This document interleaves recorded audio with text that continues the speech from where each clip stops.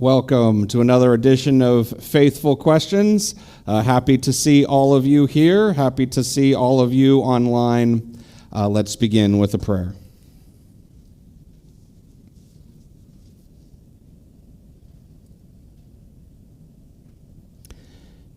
Heavenly Father, we thank you for being with us this evening, and we ask you to bless this time as we contemplate the difficulties of our sexuality and what the right solutions to the various challenges we face. We thank you for the blessing of the technology that makes a YouTube live stream like this possible, and also that the pandemic has reached a place where we're able to have more in-person gatherings. We ask all of this through Christ our Lord and Savior. Amen. Okay, welcome everyone. Topic for tonight is, what does the church teach about transgender issues? Obviously a hot topic. I'm glad all of you are able to come tonight. Overview. The first thing I want to talk about is you all probably missed your prerequisite, which was to attend last month's talk about how we are to react when confronted by others' sins. Because obviously we are going to be talking about some issues of sin tonight, and there is a great temptation in these moments for us not to respond appropriately and charitably. And so I'll talk a little bit more about that, but I definitely want the background for tonight to be resting on what I said last month about understanding the need to view all people as children of God and to be very gentle with them as they struggle with their issues of sin. Then we'll spend some time talking about all the various arguments that the transgender community makes for their positions, how they define their terms, how they separate things apart. Just so, and I'm doing this on their terms, not my terms, their terms. I'm using the American Psychological Association and various references of transsexually friendly books and websites. I'll finish up before intermission talking about things that we can agree with, things that we can say, yeah, this makes sense to us, this seems reasonable, because there are things that we can agree with. Then we'll have a nice 5-minute intermission. Everyone here, you can repopulate your snacks. For those of you at home, you can get your own snacks. And then we'll come back afterwards to talk about the concerns the church has about transgender ideology. And this one's going to be very quote heavy, and I'm going to apologize in advance for how many quotes I'll be reading. But when it comes to controversial topics, I want to be very clear that I'm not talking for myself. I am quoting what the church is saying. So you're going to get a lot of Francis and Benedict and the Catechism and stuff like that. And then finally, we'll talk about how we can engage with people who have embraced transgenderism. Introduction, in-person questions. Feel free to raise your hand at any point to ask a question. All I ask is that you wait for our microphone to come to you. Because there are people watching online, they need to hear the question. And I am not very good at summarizing complicated questions, and there ends up being a lot of confusion. So please wait for the microphone. We will have you hold it, but make sure you hold it pretty close to your face. This is one of those microphones that is very picky about being really close for it to work. And then, of course, hand the mic back when you're done. If you are on the live stream, the best way for you to ask a question is to type it into the YouTube comment section for this live stream. To do that, you have to get logged in using a Gmail or a YouTube or a Google account of some sort. Any account associated to the Alphabet Mega Corporation will do.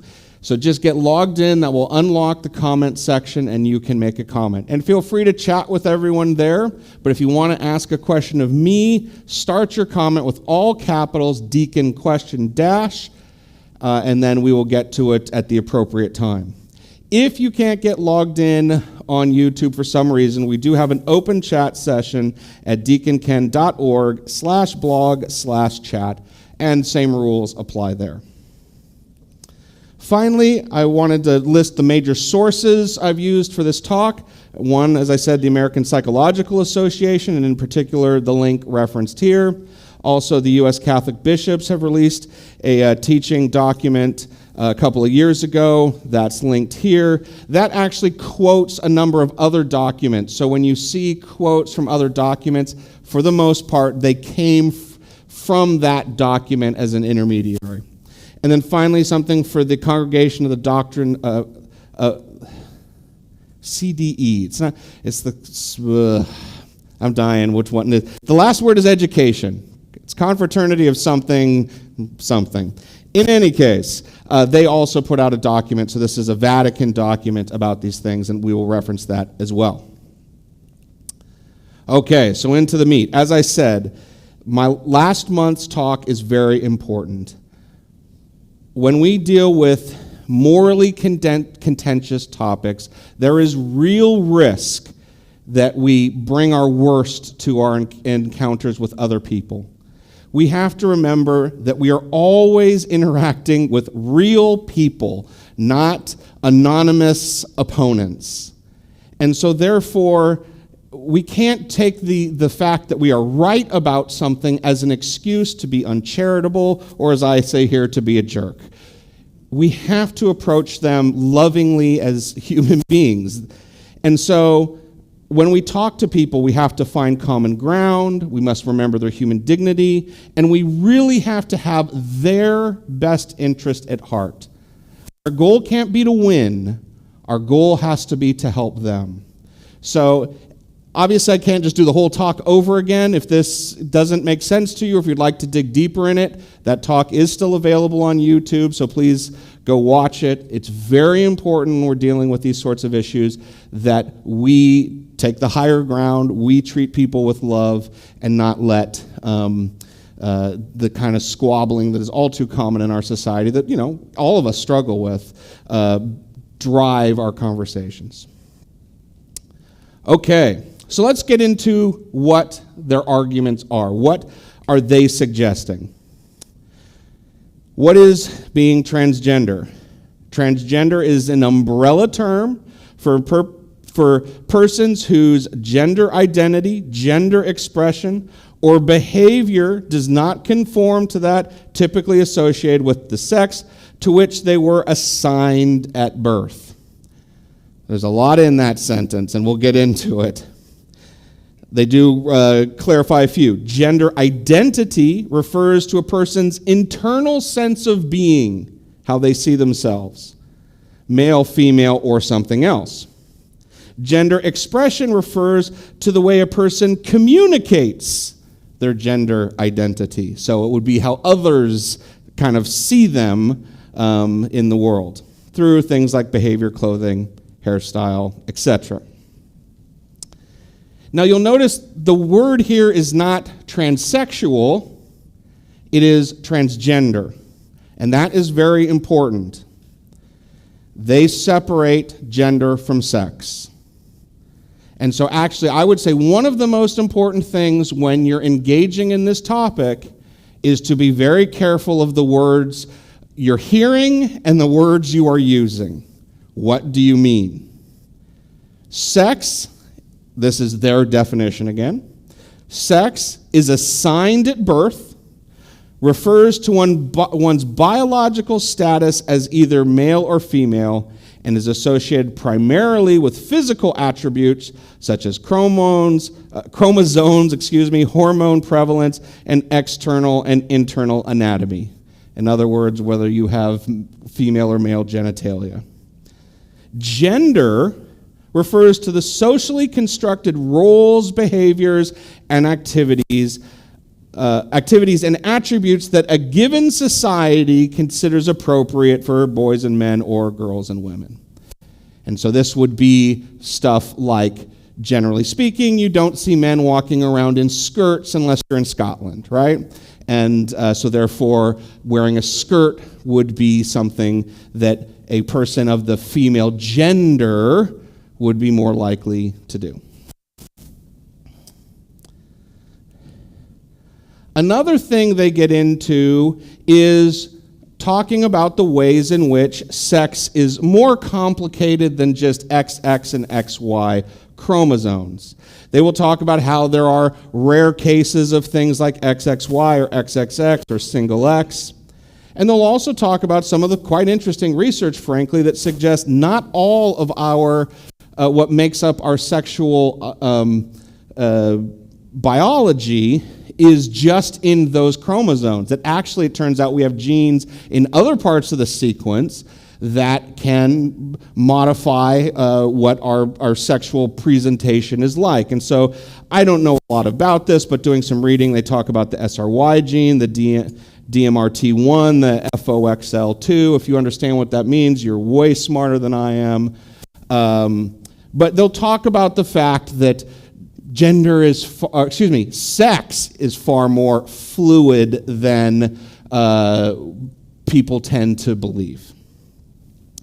And so when you put that all together, you get this. The gender-bred person, which is this isn't like some universally accepted thing. This is just one group's relatively good attempt to show how it all comes together from their perspective. So, you have your gender-bred person here. First, we have the huge dotted line around them. That is their expression. That is how they look to the world. That is how they express themselves.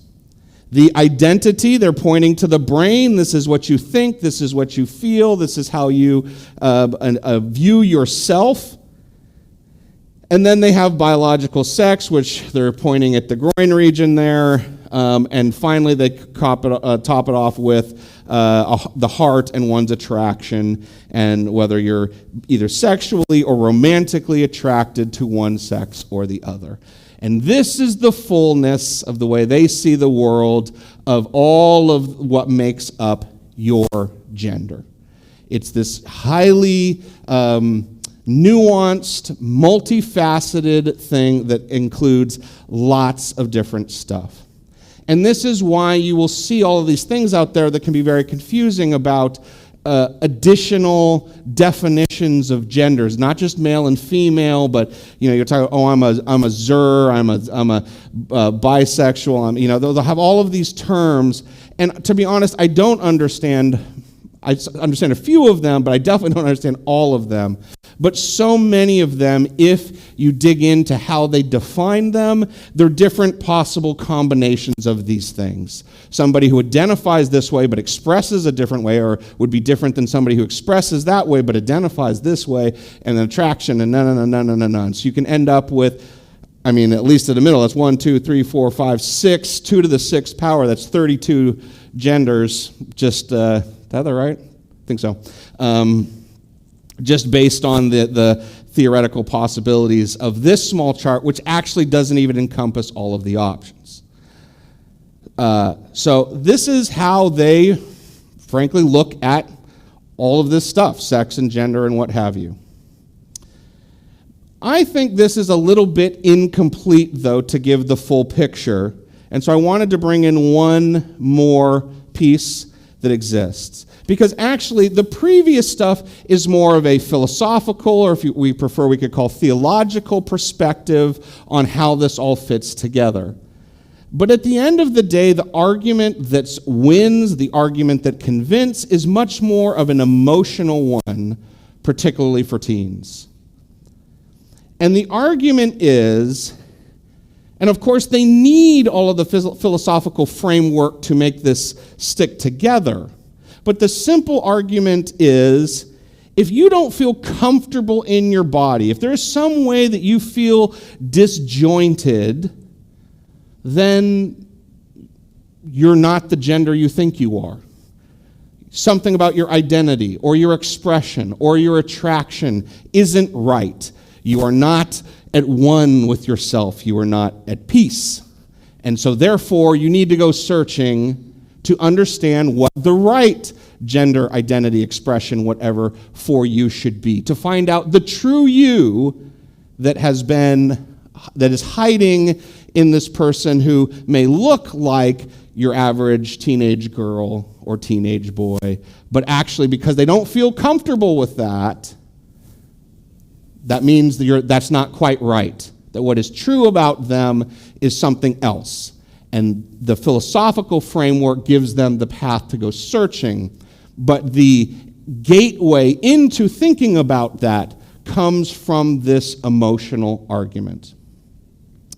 And this has been hugely successful with teens. Because think about your teenage years. Think about how your life felt when you were a teenager. Think about how, all of you ladies, right? You when you hit puberty, you started menstruation, all of these things started happening that, I can't speak to how it all went, but from what I hear from my wife and others, it's a challenge, right? And us guys, we have our challenge. Things start growing, things start scratching. There's all these things problems we have. And that's just the biological components, right? There's the social components. If you're a late bloomer, particularly for the guys, I think, you're not up there with the other guys. Maybe you're not quite as physical as them. You don't like tackle football as much as the rest of the guys. Or with the girls, obviously there's their social dynamics. So all of those things, it's a time in our life, no matter what you think about sex and gender, that is very difficult from a sexual perspective. It's a tough time that all of us had to go through.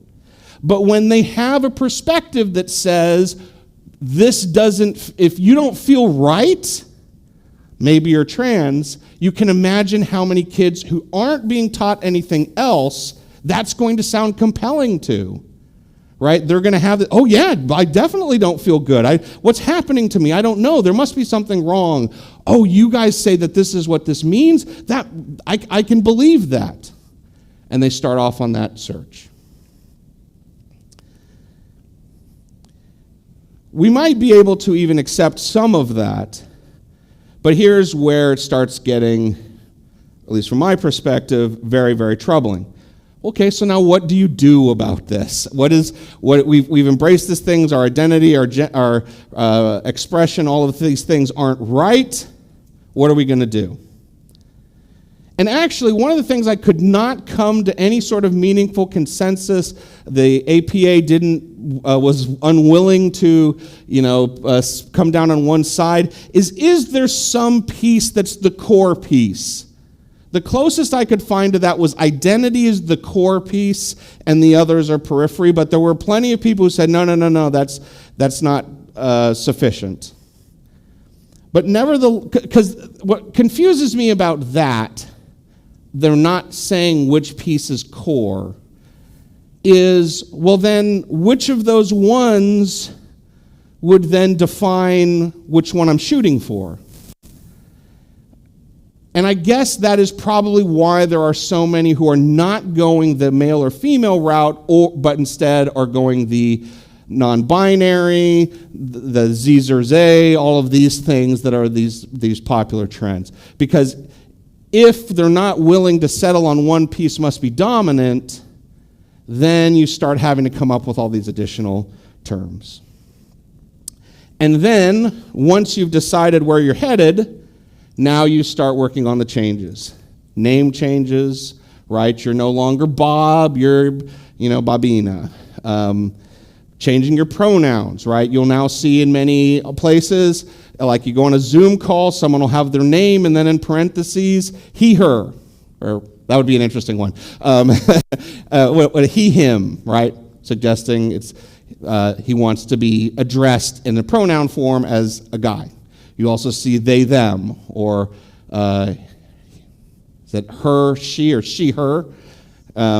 She, her. And this is so people can know out there how they are to be addressed. Appearance changes, of course. This is actually one that I would say to some degree has the longest history. I mean, it's older than me, the idea of cross-dressers and that sort of thing have existed for a long, long, long time. But where we really start to get into an area that I think is most scary is now when we start talking about hormone therapies and gender reassignment surgeries. Because now we are talking about things that are irreversible.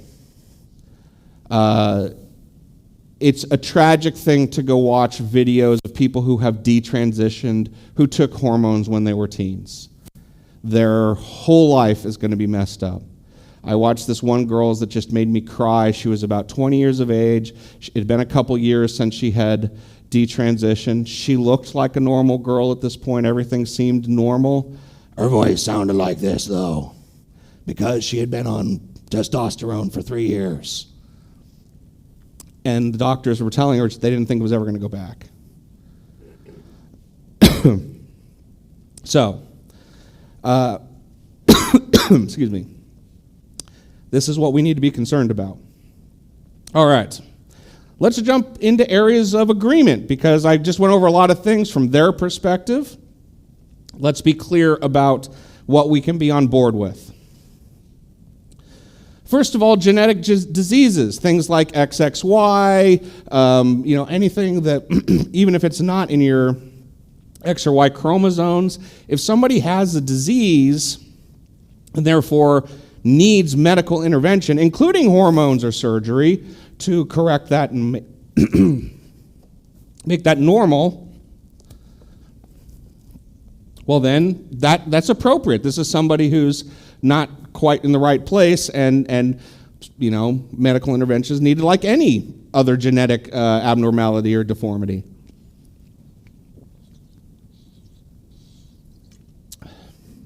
So there's nothing there that concerns us as the church. The catch here is this is a really, really, really small population. And it is not the vast majority of people who are getting hormones and surgery, it's not because something like this has been identified. So while we're fine with this, this doesn't cover most of what is going on. Body discomfort. Again, this is real. We don't need to deny that they're not feeling comfortable in their body. Gender dysphoria is something that has existed for long periods of time. Puberty discomfort's obviously very common. There's no reason we have to push back and say, you're not really feeling that, or that's not real. No, that's true. This is the real experience of teens, or even sometimes, older, more mature adults. Our position does not rest on the fact that this isn't true. In fact, if anything, it's the fact that it's true is even more compelling why we think our position is important. We're also willing to get into, at some level, the idea that gender is broader than sex. It is true. English is not a particularly gendered language, but if you look at the Latin languages, they gender everything, right? Mountains are, I don't know, who knows their Spanish? Male or female, whatever. In English, right? Actually, most of the stuff we gender, I found, and I didn't know this before I started researching this, most of what we gender in English, we gender female. There are much, much fewer things we gender male. So the church is feminine. Vehicles, that's my boat, she's a beaut, those kinds of things we'll say in English. But actually, there's not that many instances of things we'll do as male. Apparently, knives and tools is one area where some subcultures will do it that way. I don't know, does anybody here can think of any examples of non-animate things that we give a male gender to? Yeah, exactly. So I'm sure there are some more that didn't occur to me. But this is true, and for sure in other languages it's even more true. And for sure there are issues of appearance, right? The clothing you wear. I mentioned the skirts already, right? Again, if I started walking around in a skirt, people would think something funny of me, right? Unless it's got the Crawford tartan on it. And then they'll go, oh, he must be a Scot, And even then it'd be like, well, but you're in the U.S., so... For sure, this is true. We take the essence of sex and extend it into more areas than the essence of sex. We put more behind it than just the absolute minimal necessary things. And that's true. And of course, there's also gendered activities, right? I'm probably one of the few houses in West Roseville where the sewing machine is used by the guy, who you're going to see at the football field versus the softball diamond, et cetera, et cetera, et cetera. are all things that tend to have gender biases at a minimum. So these things are all true. And again, we don't have to deny that that's true. We add stuff to sex, and they do have cultural components to it, because what's true in one culture is not necessarily true in another culture, and it can, vary from place to place. Another is the idea that not everyone feels comfortable with the gender norms in their society. And this obviously is not hard to imagine. When I was a child, I played with a young lady named Jenny, and she was a tomboy. She, boy, I'm dying today. She, played on the monkey bars with the guys, not with the other girls. And then, of course, there are men who, the term we tend to use is effeminate, who tend to be more interested in things that we generally associate with being a woman. So these are all things we can say, yes, this is true. These are reality things, and that sometimes these things have negative societal impacts that on particular people that aren't as comfortable with certain things as other things. And there's no reason, again, we have to be uncomfortable with that. All right, I'm going to take that excuse to go to intermission. It is about the right time, so that's good. For those of you on the live stream, you're about 90 seconds behind us in this room. By the time this video gets uploaded to YouTube and down to your desk, and for sure by the time you start typing, it's a good minute and a half, 2 minutes. So if you have a question you would like asked at the Q&A session right after the break, please enter it right now. Again, get logged in on YouTube, all caps, Deacon Question. Or go to deaconken.org/blog/chat and do the same. All right, going to break and cleaning up this voice problem. See you in 5 minutes.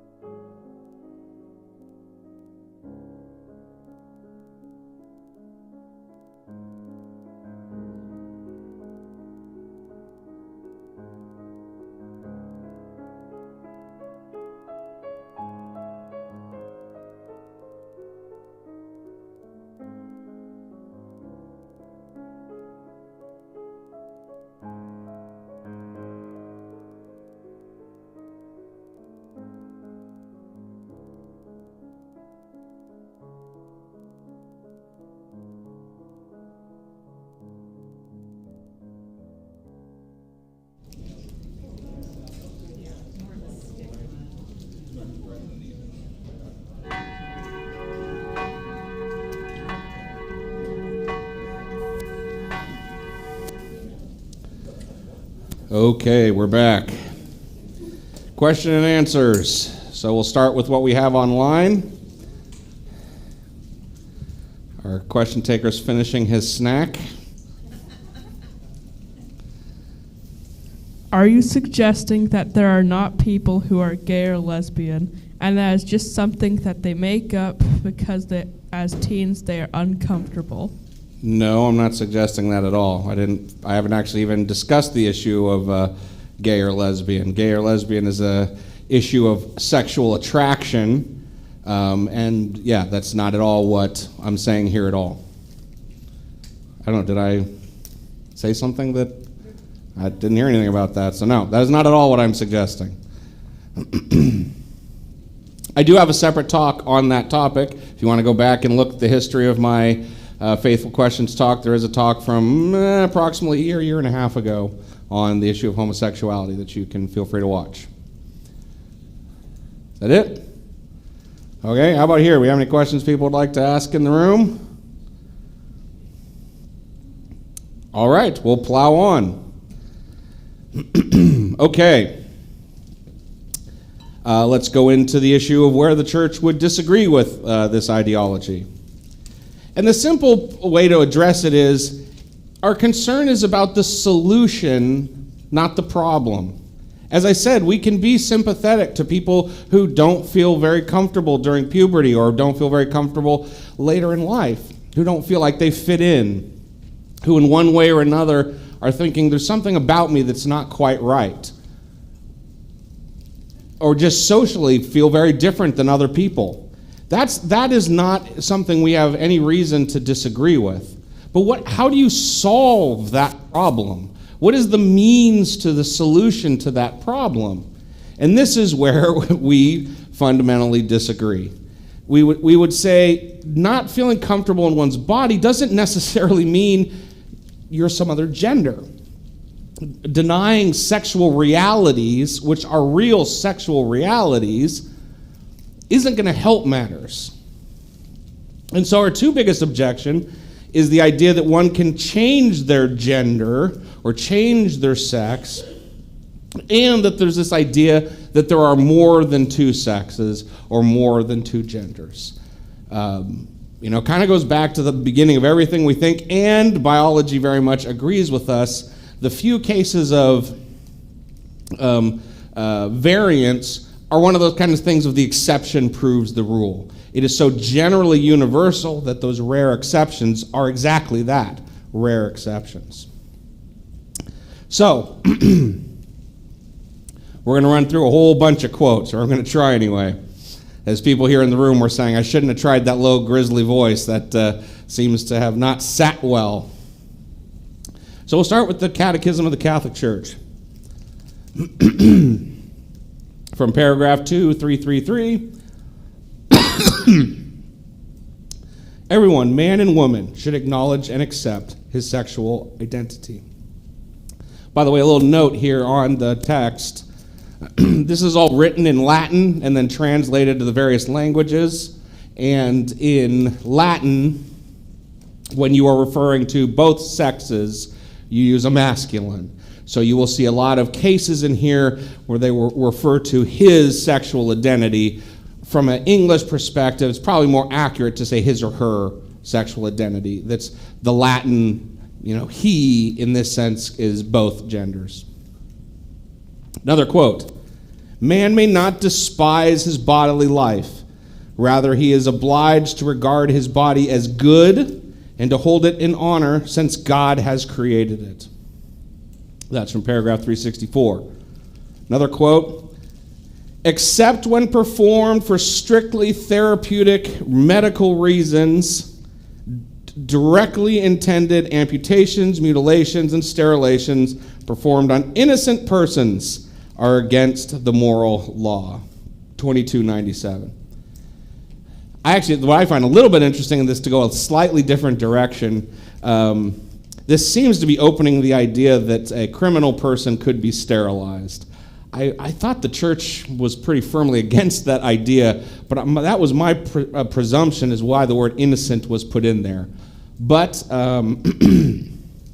maybe there's some context I'm missing. Another area, so there's 2 or 3 compendiums to the catechism. This is the compendium to the social doctrine of the church. Faced with theories that consider gender identity as merely the cultural and social product of the interaction between the community and the individual, independent of personal sexual identity, without any reference to the true meaning of sexuality, the church does not tire of repeating her teaching. Everyone, man and women, should acknowledge and accept his sexual identity. Basically, all of this is saying we are given a sex. It is the sex given us by God. It is not our right or privilege to deny that, and it is inappropriate to do so. On to the popes. I got 3 of them here. Pope Francis. The acceptance of our body as God's gift is vital for welcoming and accepting the entire world as a gift from the Father and our common home. Whereas thinking that we enjoy absolute power over our own bodies turns often subtly into thinking we enjoy absolute power over creation. Learning to accept our body, to care for it, and to respect its fullest meaning is an essential element of any genuine human ecology. Also, valuing one's own body in its femininity or masculinity is necessary if I'm going to be able to recognize myself in an encounter with someone who is different. That's from Laudato Si, paragraph 155. Another quote. It needs to be emphasized that biological sex and the sociocultural role of sex, gender, can be distinguished but not separated. This is why I wanted to make sure this quote was in there, right? We can acknowledge that gender might be a broadening or an extension of the biological realities of sex, but we can't separate them. They are intimately connected. It is one thing to be understanding of human weakness and the complexity of life, and another to accept ideologies that attempt to sunder what are inseparable aspects of reality. Amoris Laetitia 56. On to Benedict. These words lay the foundation for what is put forward today under the term gender as a new philosophy of sexuality. According to this philosophy, sex is no longer a given element of nature that man has to accept and personally make sense of. It is a social role that we choose for ourselves, while in the past it was chosen for us by society. The profound falsehood of this theory and of the anthropological revolution contained within it is obvious. People dispute the idea that they have a nature given by their bodily identity that serves as a defining element of the human being. They deny their nature and decide that it is not something previously given to them, but that they can make for themselves. And this was in a speech to the Curia in 2012. Let's keep going back. John Paul II. The account of the creation of man in Genesis 1 affirms from the beginning and directly that man was created in the image of God, inasmuch as he is male and female. Man became the image of God not only through his own humanity, but also through the community of persons which man and woman form from the very beginning.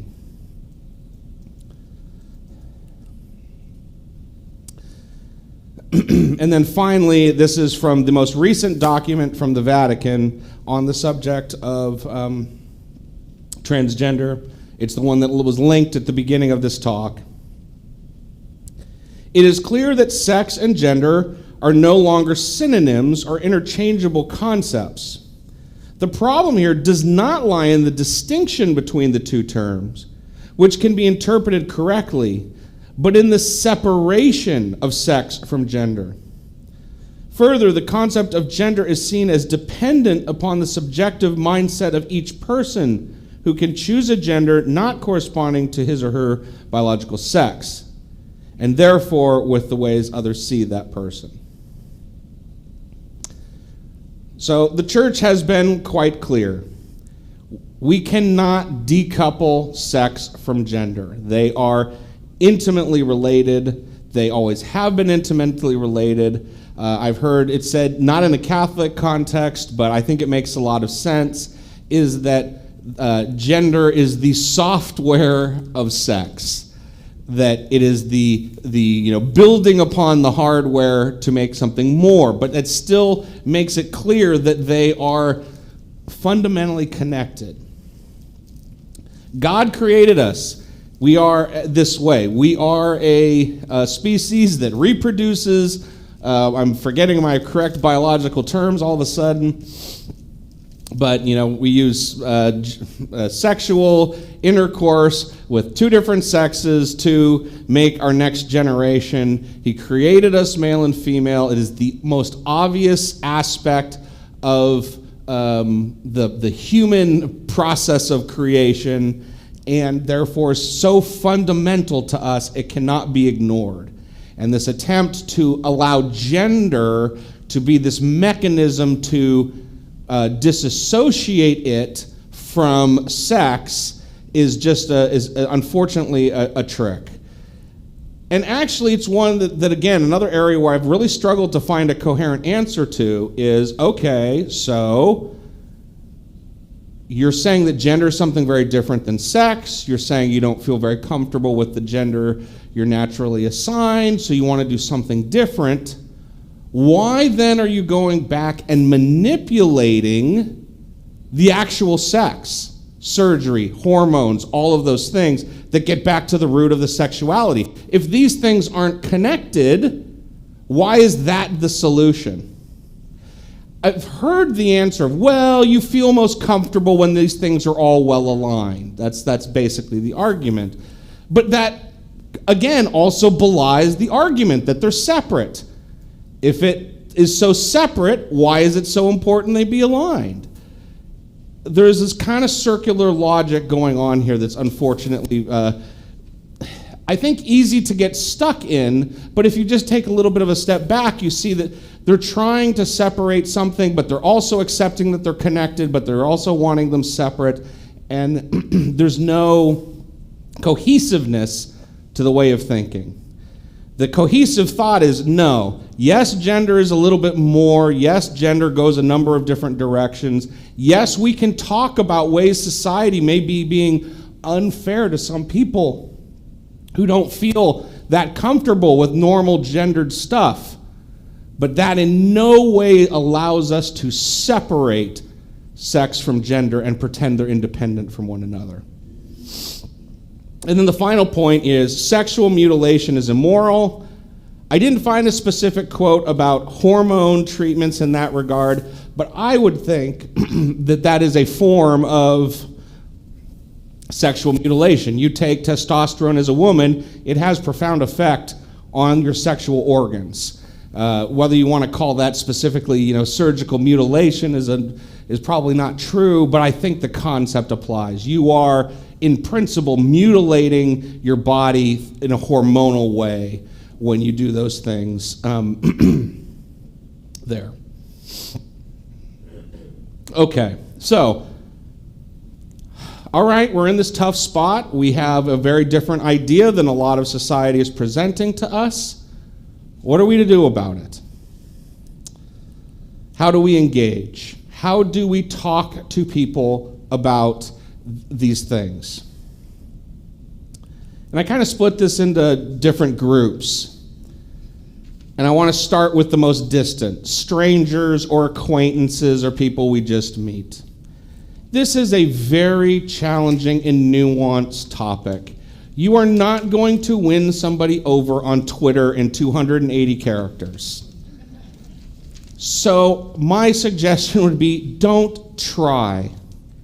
You are not well positioned to talk to that person. You are not in a place where you could help them. And as my talk last month said, if your motivation is not helping people, then your motivation is wrong when you are dealing with the issue of sin. Sin is harmful to the person. Therefore, when we want to help people who are struggling with sin, we want to help them. It's not about winning arguments, it's about helping people. And so I would say in general, online conversations, particularly in a direct sense, are a complete waste of time. If you wanted to make a general, longer presentation on a blog or a video, say like this, online, that's a little bit different, because at least then you're trying to add that nuance. But in general, with acquaintances, being confrontational is not productive. So I would say, because I get this question a fair amount whenever the topic comes up, should I call them by their chosen name, by their chosen pronouns? And I would say, yeah. What are you, and I would ask you the question, what are you trying to accomplish by disagreeing with them? What's the goal? With an acquaintance, not with a friend, not with a family member, with an acquaintance. Pissing them off, you'll be successful, right? So I would say you're just not accomplishing anything other than reinforcing their stereotypes that some of them have about Christians and what have you. So there's just no value in being ideologically pure in that moment. Now, I'm not saying you're obliged to. I think, we can make judgment calls here.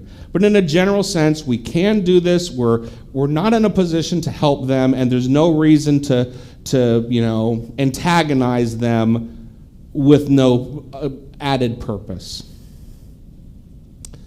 You have to wait until somebody's a much closer friend before you can start addressing this issue. So, but what about our friends and family? What is it that we can do to talk to them about these issues to help them? I think it is really, really important that we start with being sympathetic to what they're going through. Something's going on in their life that makes them profoundly uncomfortable. And we need to be sympathetic and say, I hear you and I get you and I want to help. That needs to be the beginning of the position they get from us. Because their discomfort is real. It's not an illusion that they are uncomfortable. Their desired solution to it may not be that wise, but the place that brought them there is something that is very real. And then once we've helped them see that we genuinely are interested in what is good for them, then we can start talking to them about the idea of, the transgender mindset is just one potential avenue you could investigate. It's not the only way you could go. It's actually a relatively new thing that you should be a little bit cautious of because it's kind of untested in the big picture. I did a little bit of digging into statistics, and it's really vague, but people who struggle with this have a very high suicide rate. And the first start of that is, okay, that shows there's real distress here, that these are people who are really struggling with something big. And so you go back to I think it was the 50s when they first started doing gender reassignment surgery. As, those people were perhaps misguidedly, but trying to help people who had strong gender dysphoria, is what they would call it at the time. Turns out, after the surgeries, the suicide rate didn't go down. They still really struggled with suicide and all of these things. And modern statistics, although it's kind of hard to get some concrete numbers, seem to suggest the same thing. Embracing a transgender mindset doesn't solve the problem. They think it solves the problem because they're starting down a road, but and I don't want to be too harsh here, to use an analogy too strong, but it's kind of like how an alcoholic doesn't feel like an alcoholic if he takes another drink, right? It's a solution, but it's a solution that is not to the ultimate good. And when I think you're struggling with your own sexuality, just indulging that struggle isn't going to solve the problem. And that is why we're seeing that the statistics are, they still are struggling with suicide rates and all of that, even after they have done hormone treatments, even after they have done surgeries. Now, their argument would be, well, it's because society doesn't accept them, and if we accepted them, those rates would go down. That's their counter-argument, but I don't necessarily know that that's true. And there's no evidence that that's true. But to just help them get to that place to see, I know this sounds good to you, not that.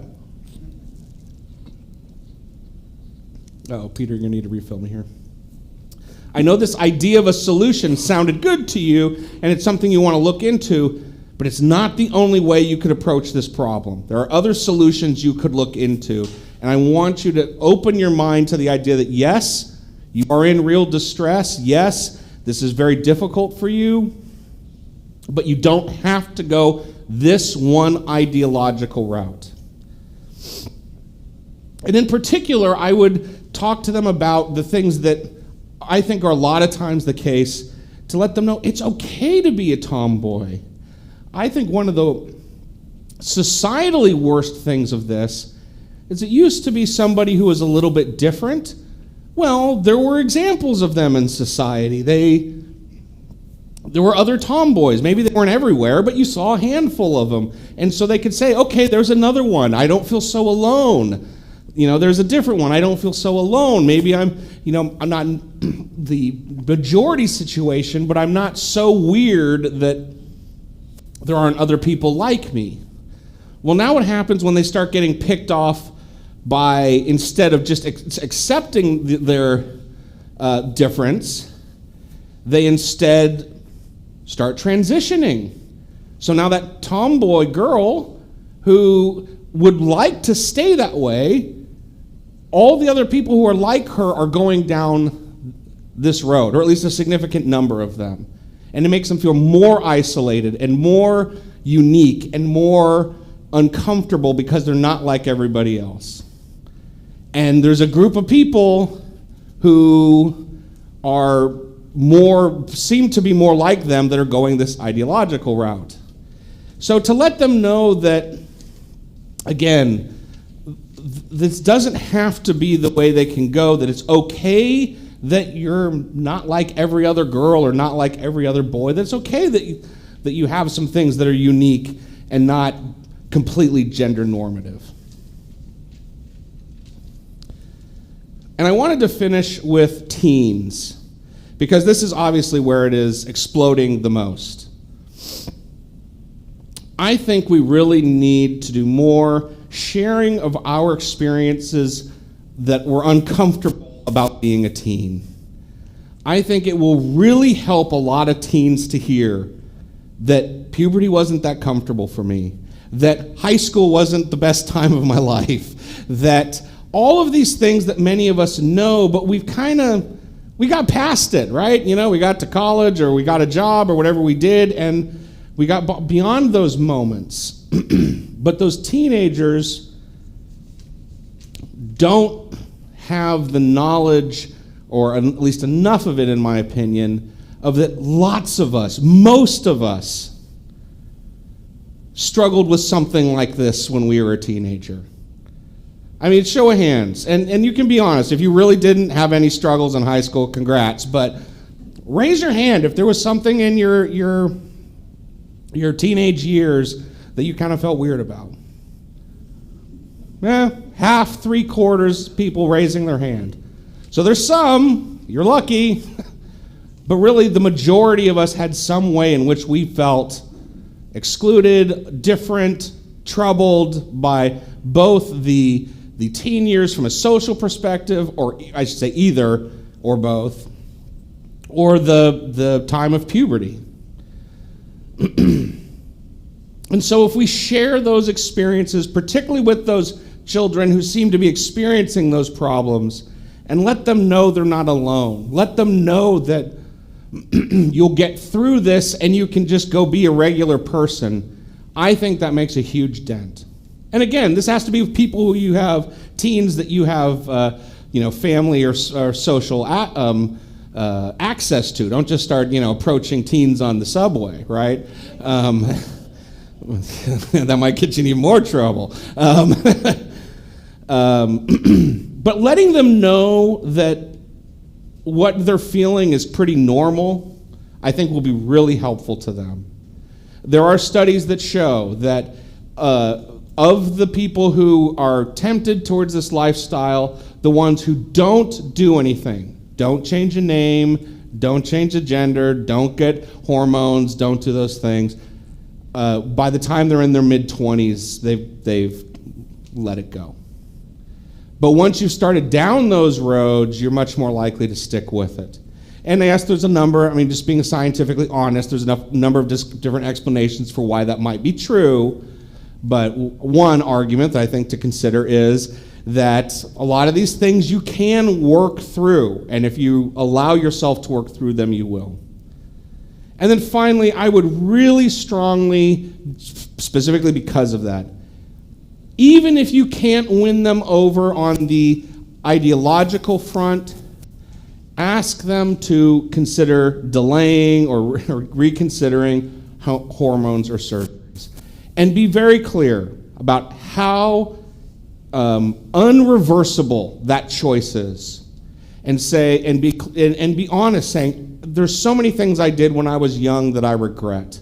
And thank the good Lord, how many of them were reversible, right? How many of them, when I got a DUI when I was 17, eventually, I didn't do that, but I eventually got out from underneath it, right? How many of those things that didn't go well for me, but because I was able to mature and get older and get past it, that's in my past. But once you cross this threshold, you are down a path you probably are not going to be able to come back from. And helping them see that unless you have just 300% confidence that you know this is the right thing, that you need to be very tepid in going this direction. And ask them to say, look, just consider waiting another few more years. Wait till you're 25. Give it some time so that they don't do something irreversible.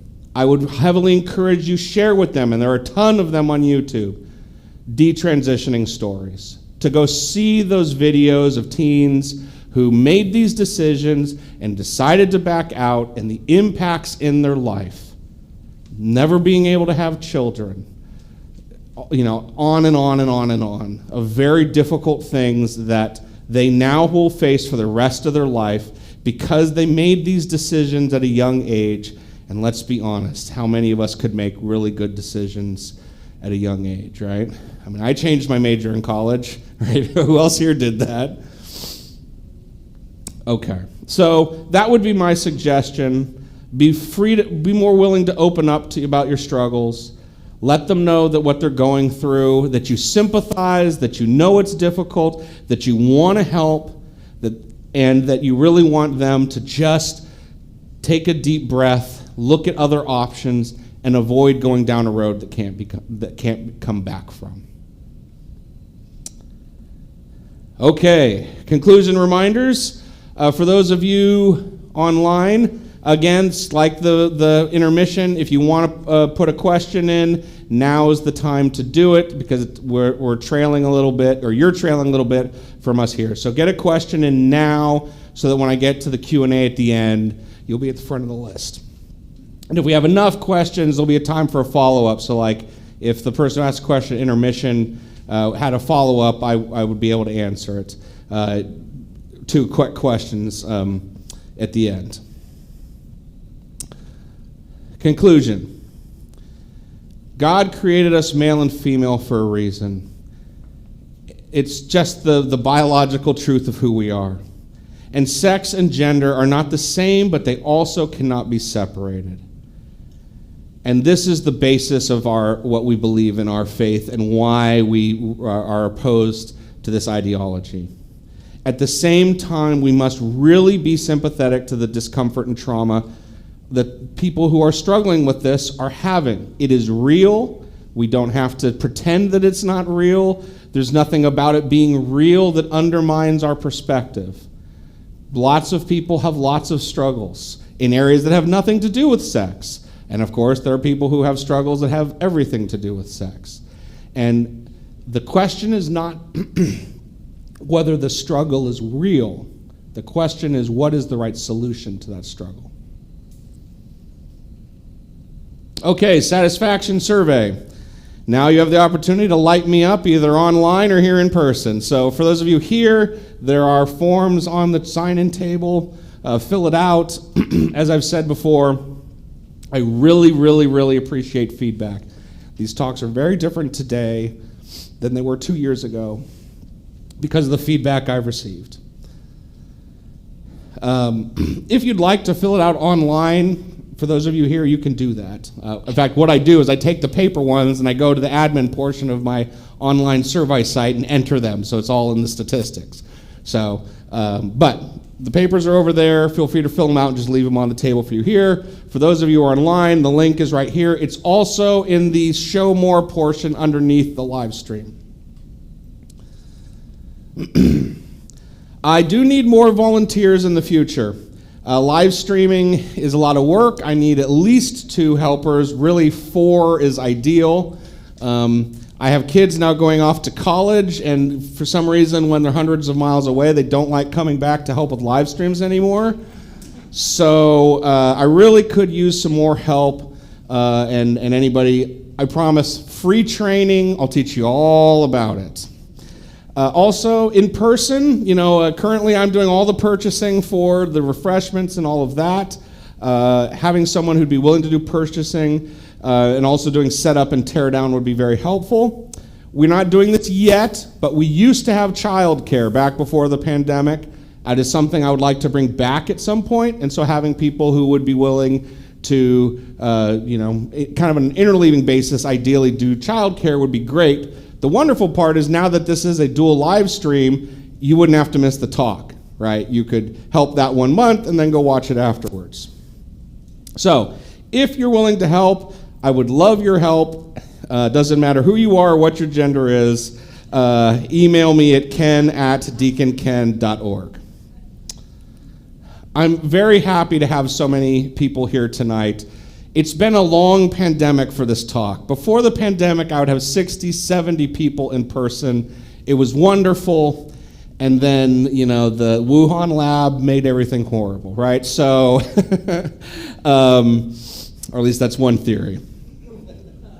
I'm hoping now that we're kind of back to a place that we could start getting into this being easier to do more regularly.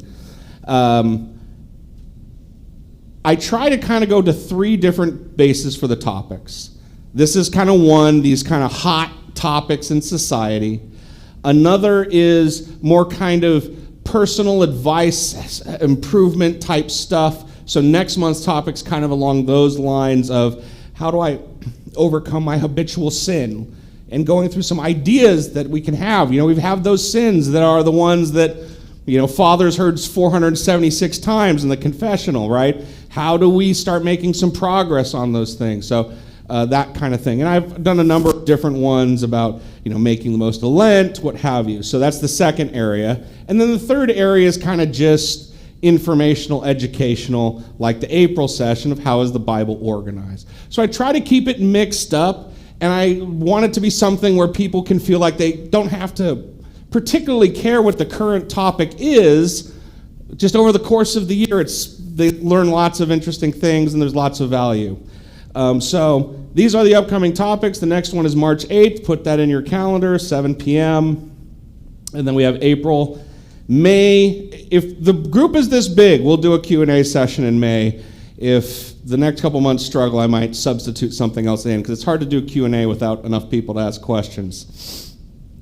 And I'm always looking for topics. So when you fill out the survey, either there or online, you have something you'd like as a topic, write it down. We'll talk about it.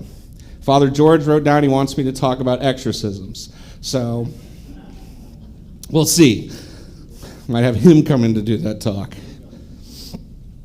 Additional information, this is mostly just go to deaconken.org. It's not that hard, and or youtube.com/Deacon Ken Crawford. Final couple things, spiritual direction. After I was ordained, I took a 2-year training program to be a spiritual director. It's something that is much needed. It is something where having a trained person to do it is, I think, very important. A lot of clergy do spiritual direction, but they don't really have much training in how to do it. And so it ends up being more just like counseling. That's really not the goal of spiritual direction, at least the way I do it. The goal is to help you get closer to God and improve your prayer life and your life of service.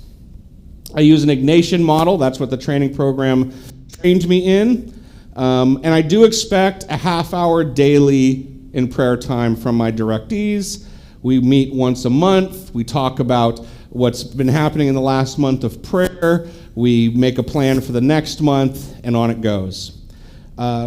As you can imagine, this is something that, because I'm working with individuals, something that takes a lot of my time. I think I could do up to 8 directees, and that's 8 meetings a month. And some people don't know, deacons aren't paid. We're a completely volunteer position. So that's why I charge both, because I think this is something that is a valuable service that is worth being charged for, but also kind of is to be clear that you're taking a significant amount of my time. It needs to be treated seriously. People value what they have to pay for. So if you absolutely can't afford it, that's really the issue, I'm open to doing it for free. I want to help people. That's the goal. But if you're interested, the normal fee is $500 a year.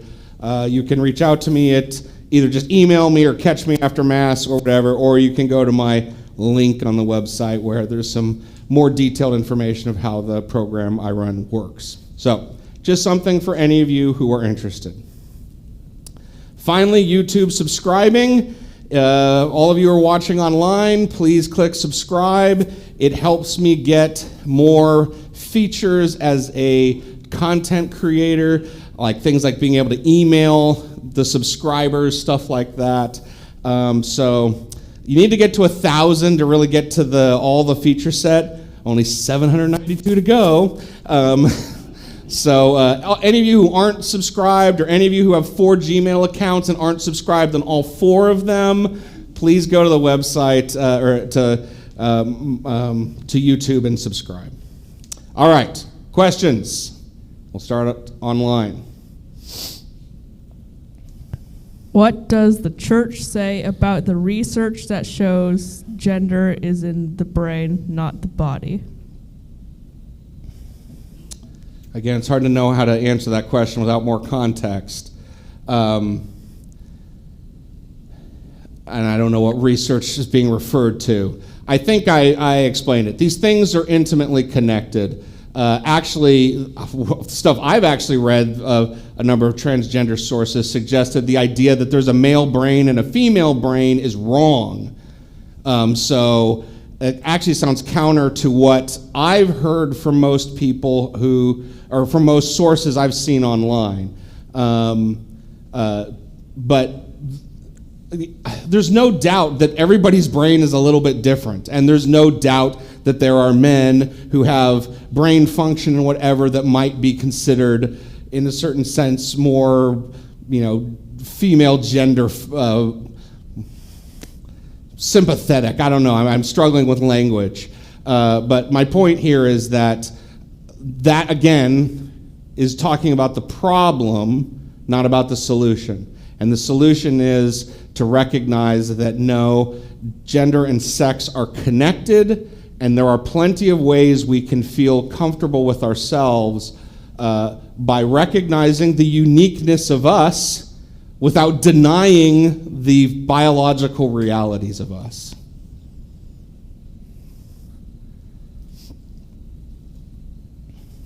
How do I convince my teen that the church is not biased against the trans community and that the church is a safe place to talk about this topic? Yeah, that's really, really hard.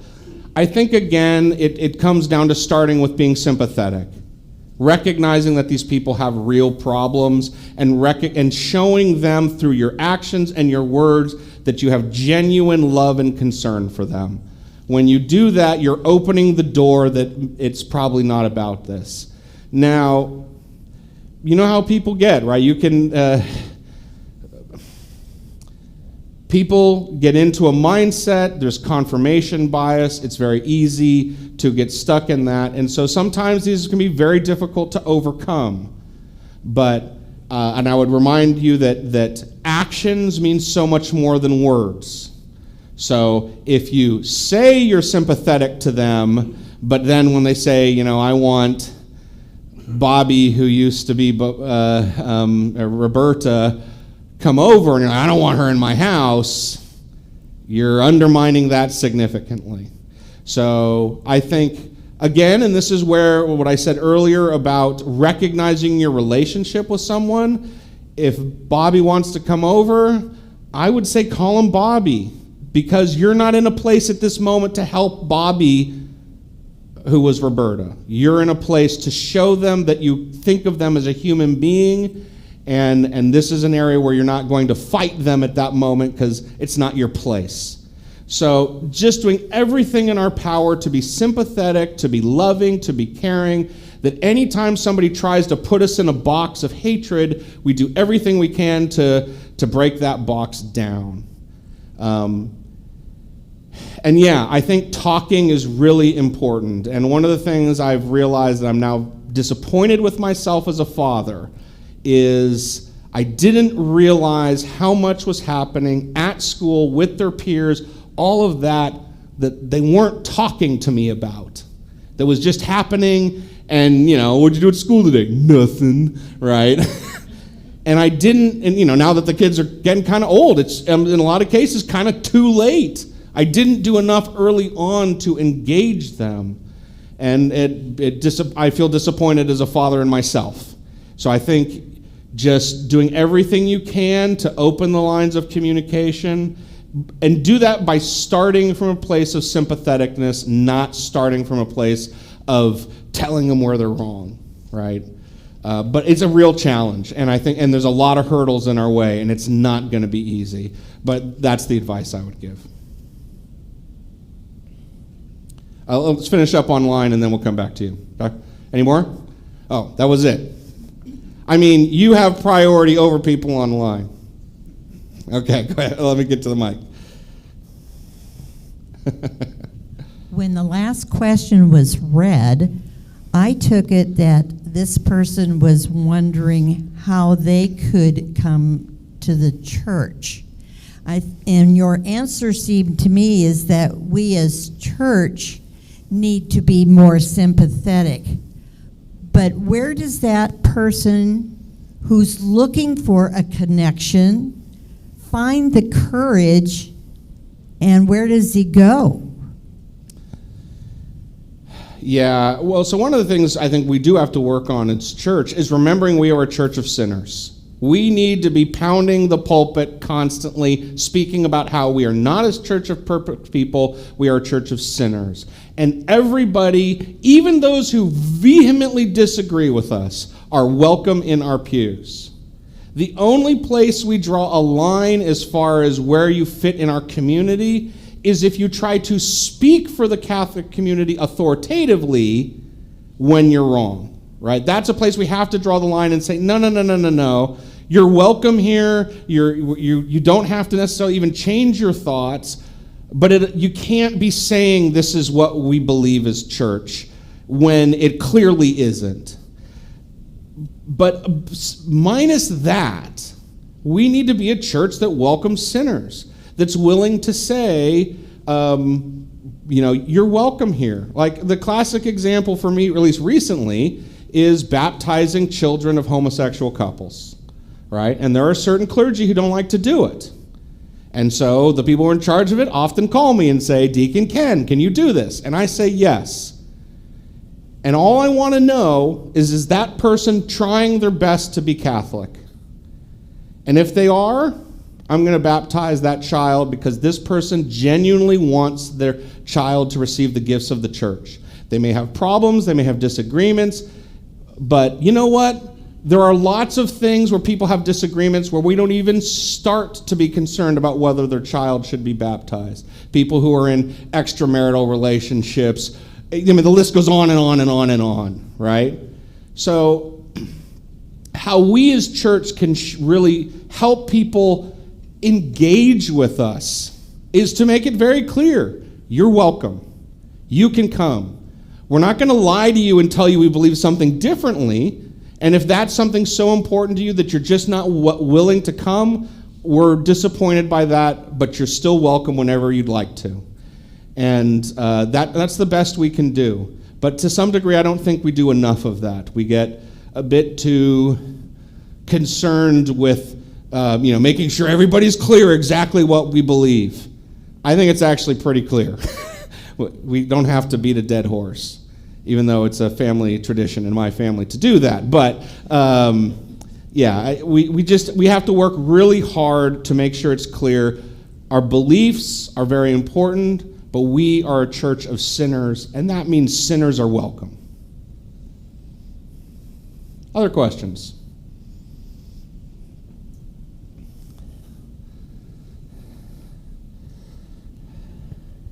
Okay, so right now I've got a number of teenagers, and this is definitely a topic we're talking about a lot. It's in the schools, friends, and all of that. I know in the mental health profession that there's a lot of embracing of this. And so as a Catholic, I'm really struggling with the pronouns. And the reason why is because I think if we don't have a common language and understanding, a way to communicate well, we lose a lot. And because transgenderism is so nuanced, it's hard to follow it. It's like a different language. And so I can almost understand, okay, the he, she, flip-flop. The they, them, I really, I really have a hard time. Like, how do you communicate well with somebody who's saying I'm a they, them, those sentences that are age old? And so with that kind of struggle I have inside of myself with that, there's objective truth. Mm-hmm. And as Catholics, is it our battle, and I don't mean getting in confrontation, but our battle to stand on that truth and deliver that and not engage in the they, them language because everybody else is, and be genuine to what is true, male and female, he created them. Just because I see this from a Catholic point of view, that there's a spiritual warfare that the devil has really unleashed on society in regards to the dismantling of the person and our personhood. Yeah. And so there's that room for compassion, like you said, but where do you draw the line where you say, I will not use this kind of language because I do care about you and I want you to know truth in a morally relativistic world? I mean, it's just a real hard thing for me right now. And I would say the words you just used are something that you are saying to somebody you have a more significant relationship with. Right? And that opens the door to say, look, this is so important to me, and I know what you believe is so important to you, and maybe along those lines you can respect that we have to respect what each other's things that are really important to us. And so therefore, I just can't do this. It's not because I don't like you. It's not because I'm trying to be a pain to you, and I'm willing to spend a lot of time talking to you about why this is so important to me. And so once you've reached a place in a relationship with somebody where you can say something like that, I think you're in a much better position to be more firm. I was more referring to that random, 30-second interaction with somebody in a place where all you're going to do is just look like a bigot, right? I think finding ways to open that dialogue, Another thing I'd be much more likely to do is in that 30-second interaction, use the pronouns they want. And then when I'm talking to other people who now understand me, be more likely not to refer to that person if they came up again by the gender of their choice. So I'm not offending them. They're not in part of the conversation anymore, but I'm also not denying the truth when I'm back with a different group of people, right? And I don't think there's one answer here. We don't want to suggest that there's this clear line, hard stop, we know where the line is.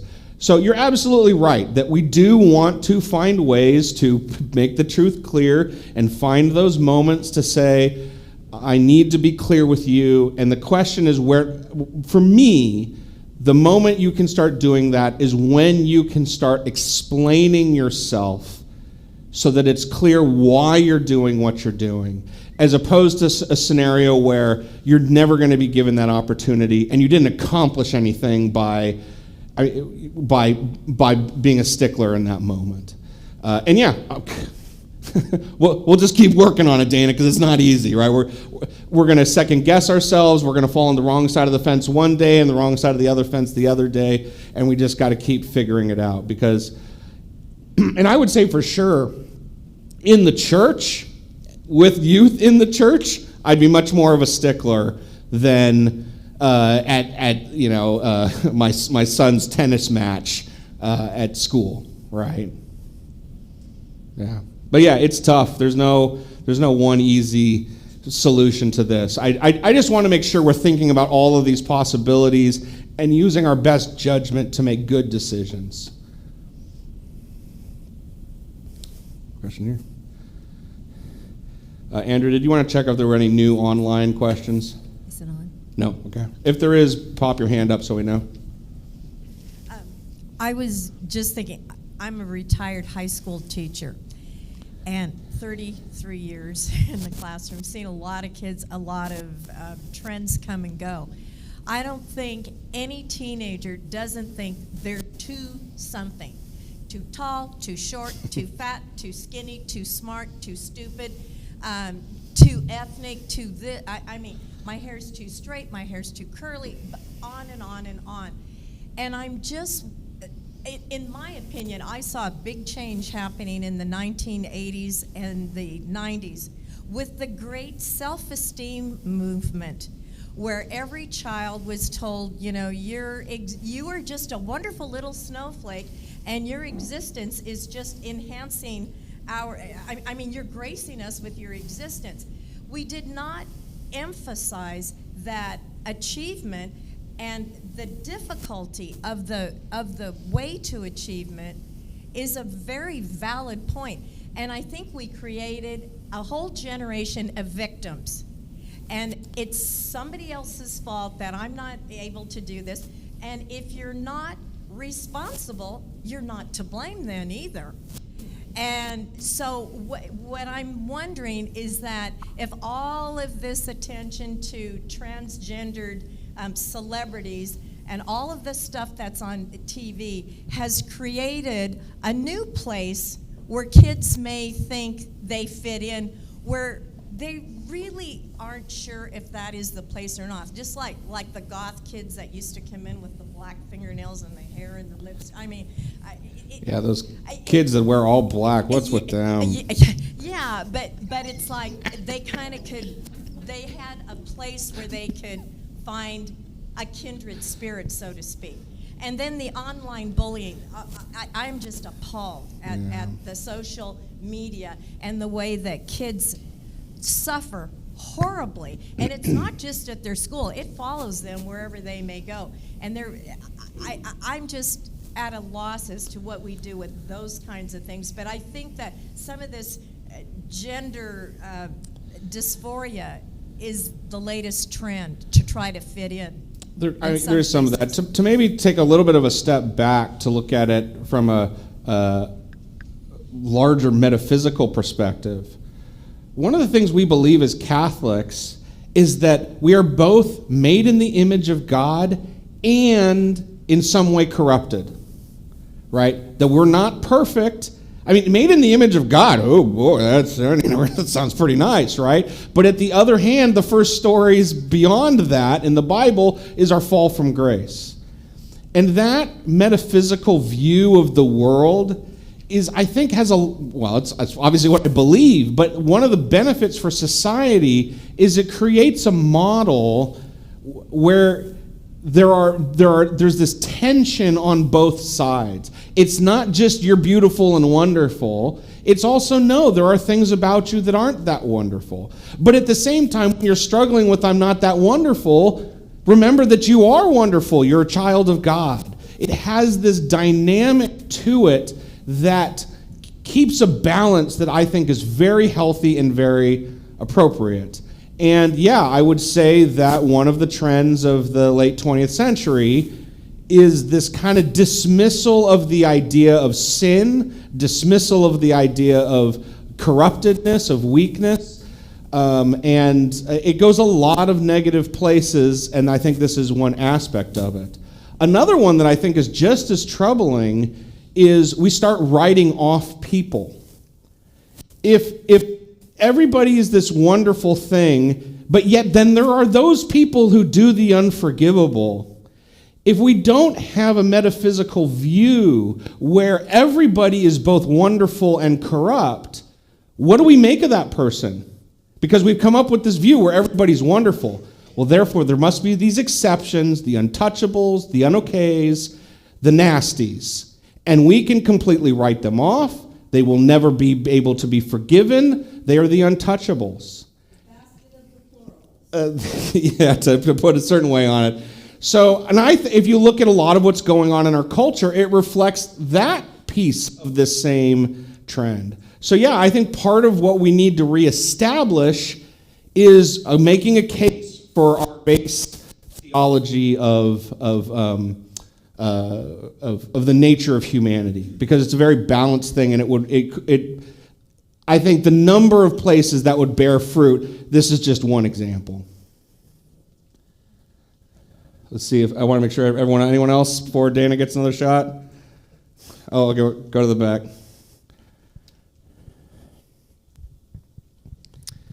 I wanted to thank you first for addressing the question individually instead of as a larger whole.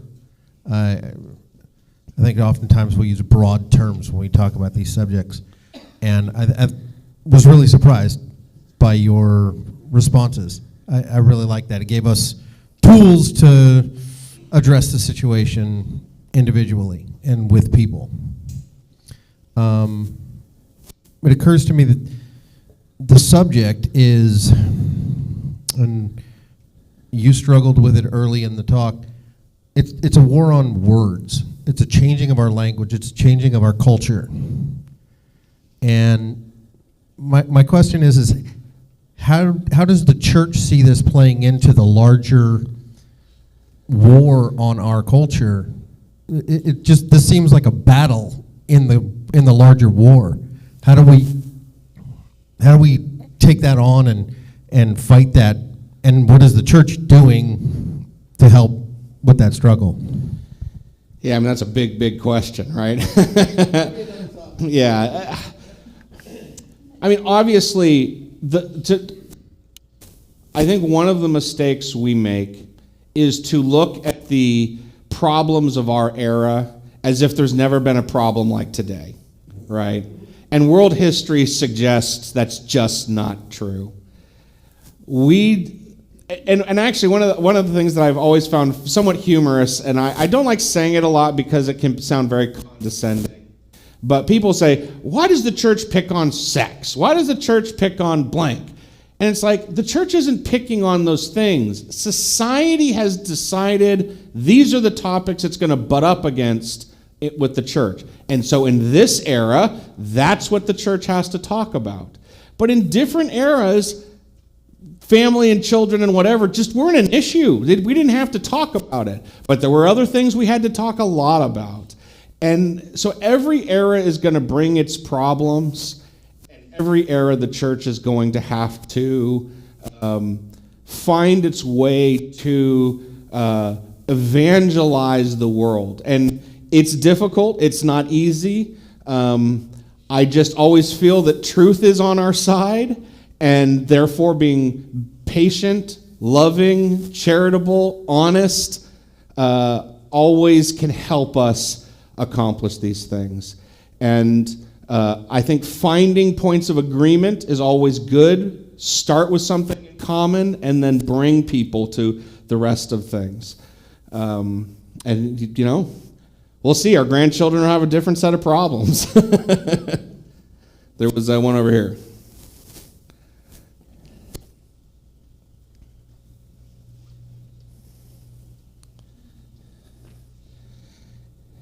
Now, I do have my little timer here that was supposed to be my limit on questions, but if people want to keep going a little bit longer, we'll go over.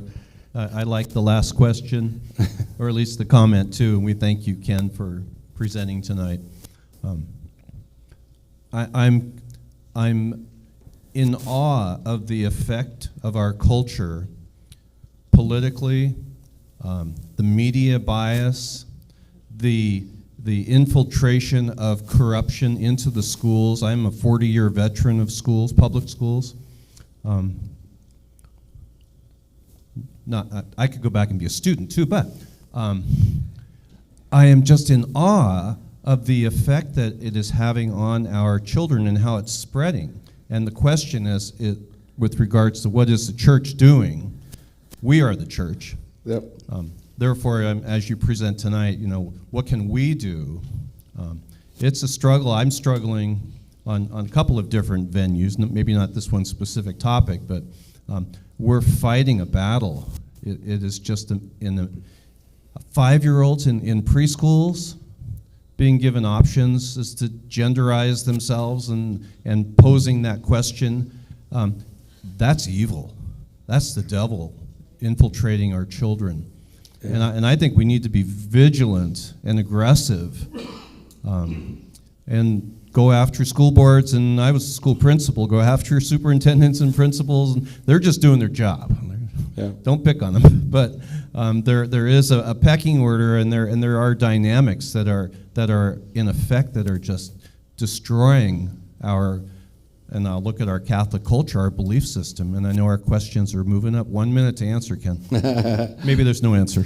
Yeah, and again, we should do all of those things of engaging with society, going to school board meetings, making it clear what we think.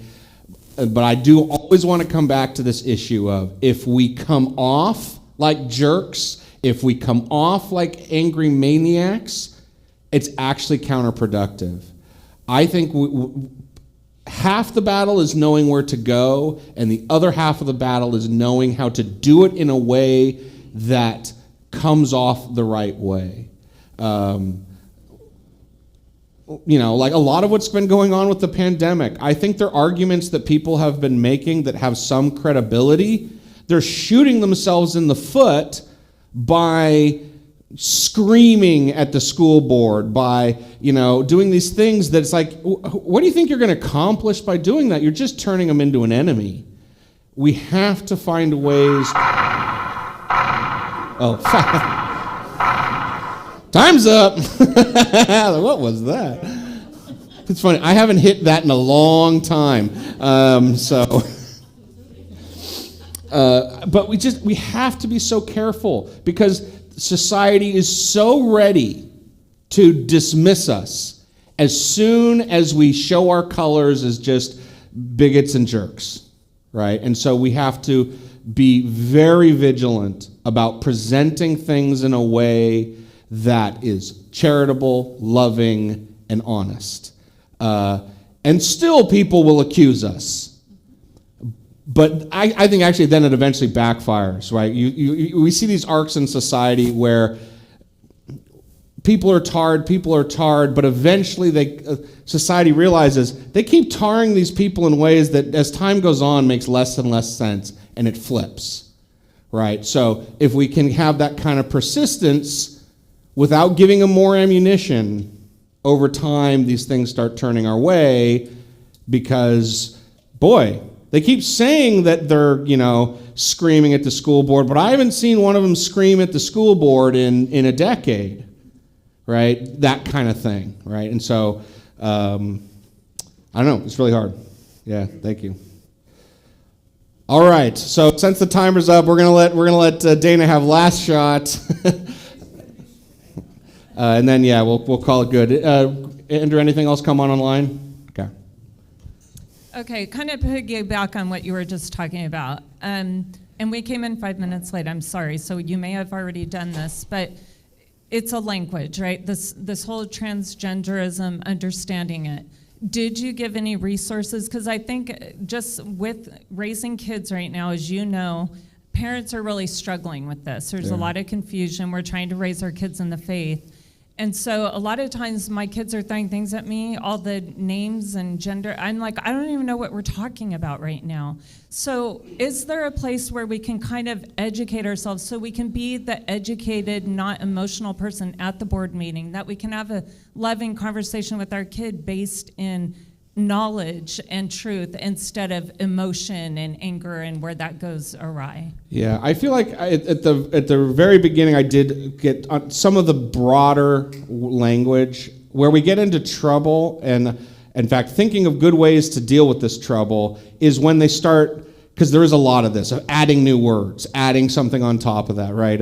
I heard something where, somebody said, nobody uses the term woke anymore. Now we use the term blank, right? And where there's this kind of evolution of things happening. And so we'll have language that we don't understand.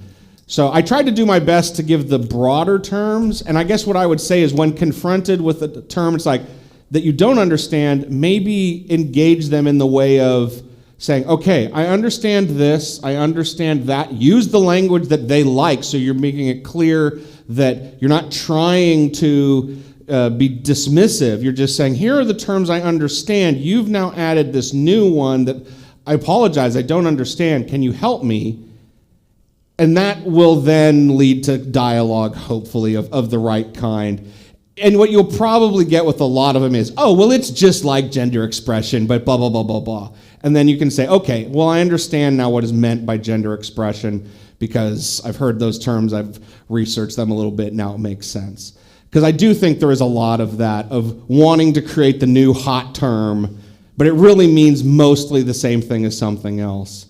And the few cases where people get really stuck on it, I think they eventually, unfortunately, for them, kind of make themselves look silly because it's like, okay, if you're honestly dialoguing with them and saying, okay, I understand this, I understand that, how is yours different? And they'll say something and say, okay, but isn't this thing that thing? And they'll start going in these weird circles and loops that make it clear it's just nonsensical. And you don't even have to point it out. It'll just flow out. So, yeah, being curious, I think, is really helpful here.